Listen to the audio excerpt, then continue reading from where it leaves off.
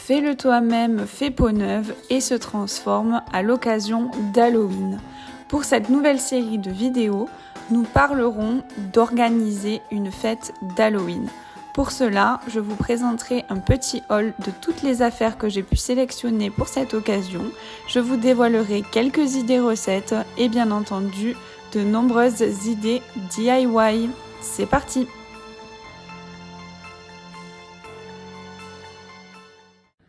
Alors, pour cette recette de cupcake d'Halloween, vous aurez besoin des ingrédients suivants.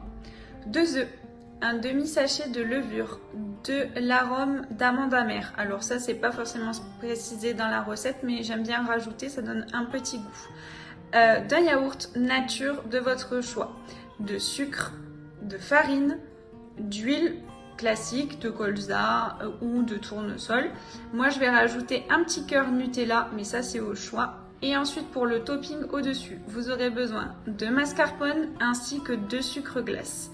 Pour ce qui concerne du coup tout ce qui est le matériel, vous aurez besoin de douille, d'une poche à douille, d'un moule à cupcake, des petites caissettes que je vous ai présentées lors du haul. Ici, c'est des petites décorations en sucre, c'est pas obligatoire. Et ensuite, 2 colorants, un orange et un noir. C'est parti pour la recette. Alors, je commence du coup par verser tous les ingrédients. Je ne respecte pas un ordre particulier, voilà, pour verser tous mes ingrédients. Donc, je verse le yaourt nature, les 2 œufs, l'huile, ensuite la levure et le sucre. Puis, je terminerai par la farine. Alors, comme vous pouvez le voir sur les images, en fait, ce qui est pratique dans cette recette, c'est que du coup, le verre du pot de yaourt va nous servir en fait de verre doseur. Donc c'est pour ça que dans la recette, il est indiqué par exemple 3 pots de farine. Voilà, donc ensuite je mélange bien énergiquement et j'oublie pas le petit ingrédient secret. Je vais venir rajouter ensuite l'amande amère. Donc ça, il n'y a pas vraiment de dosage, voilà, je fais à peu près. Ensuite, du coup, je vais passer à la confection des cupcakes. Donc pour ça, je vais mettre les petites caissettes que j'ai achetées chez Cultura. Donc là, il y avait du orange et du noir. Donc j'ai alterné 4 oranges et 4 noirs. Pour remplir en fait la pâte à cupcake, ce que je vous recommande, c'est d'utiliser une poche à douille. Et ici, je vous montre une petite astuce. Donc on vient mettre une pince à linge en fait au bout de la poche à douille pour éviter que ça coule.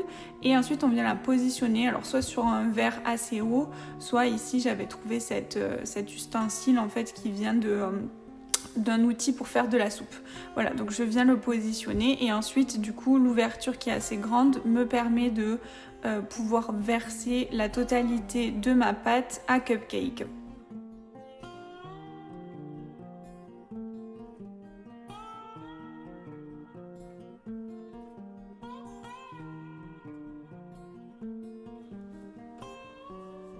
Alors, une fois que tout ça est fait, du coup, je vais venir prendre la poche à douille. Voilà, on met bien sous tension. Et ensuite, je viens remplir mes caissettes, donc avec uniquement la moitié de la pâte. C'est-à-dire que je viens remplir la moitié des caissettes, puisque ensuite, il va y avoir l'étape du cœur au Nutella. Donc en tout cas pour ma part. Et donc comme vous le voyez, il faut déposer forcément le cœur au centre. Donc il faut alterner une couche de pâte, ensuite le cœur au Nutella ou à autre chose. Et enfin recouvrir ensuite de pâte encore à cupcake.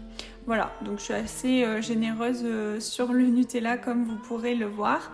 Et je vais passer du coup à la dernière étape qui consiste à terminer la pâte à cupcake en versant par-dessus le cœur au Nutella.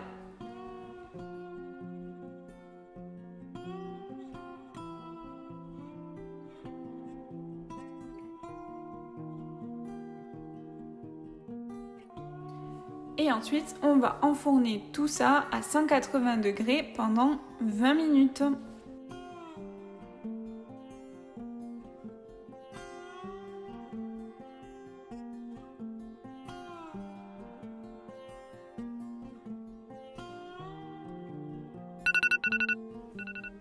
On se retrouve donc 20 minutes plus tard, une fois les cupcakes démoulés. Et du coup, ils ont bien gonflé comme on peut le voir. Donc je les laisse bien sûr refroidir pour procéder au topping, à la mise en place du topping. Donc pour le topping, il suffit du coup de prendre les 250 g de mascarpone et d'intégrer le sucre glace. Ensuite, je vais prendre le fouet et on va fouetter énergiquement pour intégrer en fait le sucre glace dans le mascarpone, et je viens rajouter une cuillère, on va dire à soupe, une bonne cuillère à soupe de Nutella pour parfumer un petit peu ce topping à cupcake.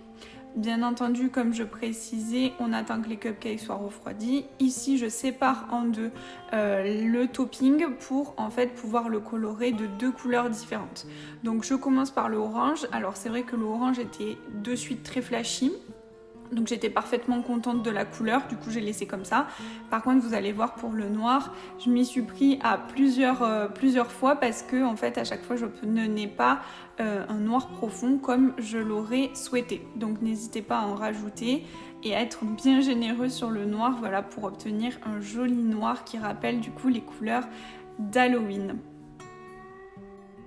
Donc ensuite je viens déposer du coup le topping qui a été coloré en orange dans ma poche à douille que j'ai bien sûr préalablement lavé, et je viens commencer à monter les cupcakes. Donc là, comme vous voyez, je suis pas du tout une experte en pochage de cupcakes, donc ça se passe plutôt mal, et en fait je me suis rendu compte après que c'était une question de douille. Voilà, j'avais pas choisi forcément la douille la plus facile. Ici pour le noir, je vous montre qu'il est aussi possible en fait d'utiliser un sac de congélation. Et là j'ai changé de douille et ça se passe un peu mieux. Sauf pour le dernier qui était un peu plus difficile. Et enfin pour la dernière étape, je vous montre qu'il est aussi possible de pocher 2 couleurs en même temps. Voilà le résultat du coup de ces cupcakes d'Halloween. Je dois dire qu'avec la décoration, c'est quand même assez joli. Le bilan pour ces cupcakes d'Halloween est donc très positif. Je valide cette recette.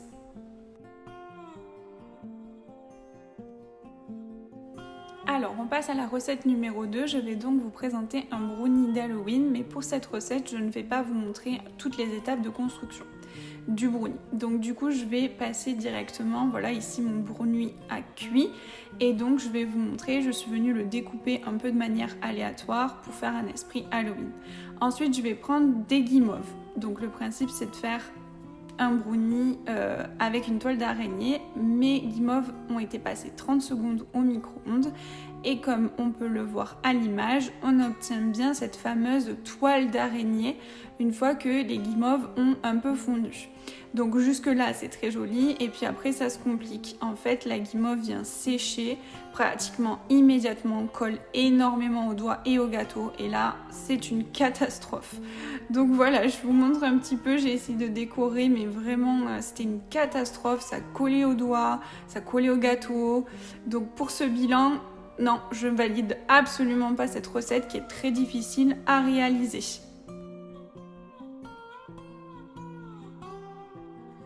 Alors pour cette recette de biscuits d'Halloween, vous aurez besoin des ingrédients suivants.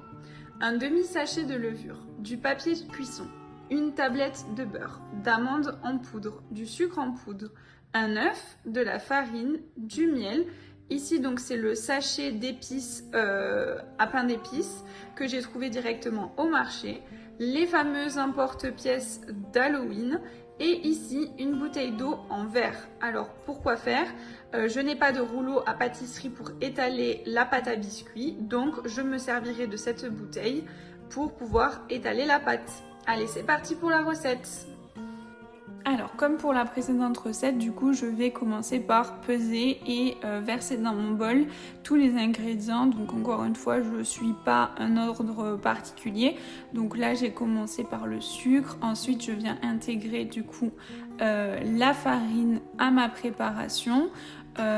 Et je vais du coup rajouter ici le demi-sachet de levure, mettre une bonne cuillère à café d'épices à pain d'épices, c'est vrai qu'on le sentait bien quand même à la fin.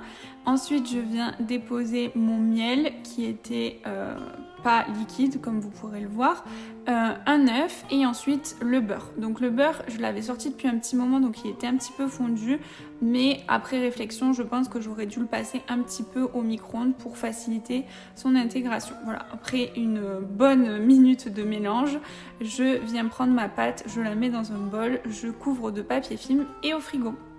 Une fois sortie du frigo, donc c'est plus simple avec une cuillère, je viens du coup découper ma pâte en deux, l'autre morceau je vais aller le déposer au frigo et ici je commence à étaler avec mon faux rouleau à pâtisserie, voilà. Et donc ensuite je vais venir utiliser les fameux emporte-pièces. Et là du coup il va se passer ce que vous pouvez voir, c'est qu'en fait la pâte a réchauffé et beaucoup trop molle. Donc du coup, je vais aller lui faire aussi un tour au réfrigérateur. Je vais récupérer l'autre qui était au froid depuis un petit moment.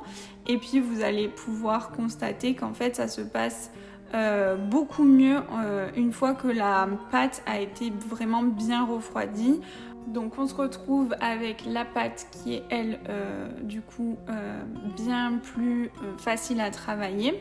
Donc je vais utiliser en fait l'emporte-pièce en forme de chapeau de sorcière et comme vous voyez ça se décolle beaucoup plus facilement.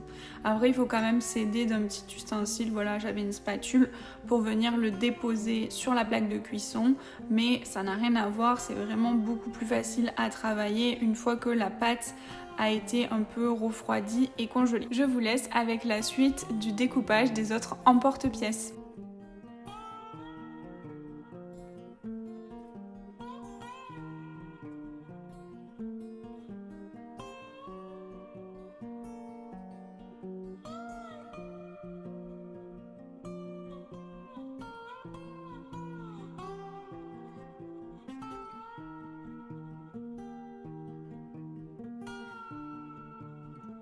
Voilà, on se retrouve du coup une fois que ma plaque de cuisson est entièrement remplie et donc c'est la première plaque que je réalise. Et ici je vous montre que la tête de mort ça ne va pas du tout puisqu'en fait c'était impossible à découper donc j'ai laissé tomber cette forme.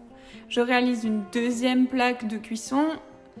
Voilà, je vous montre la sortie. Une troisième, donc il y a beaucoup de pâte en fait, ça nous permet d'avoir vraiment beaucoup de biscuits. Et une quatrième pas tout à fait remplie. Et voilà le résultat final.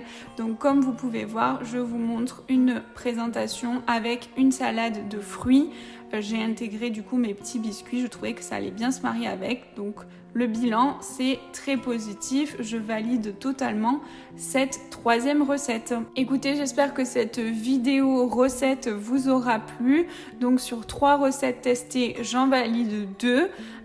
Si jamais vous reproduisez la recette du brownie avec le filament en toile donc de guimauve on va dire, n'hésitez pas à me laisser un commentaire si vous avez réussi à aller au bout de cette recette parce que voilà, ça reste un échec pour moi mais c'est pas grave, je me suis vraiment régalée avec les 2 autres recettes.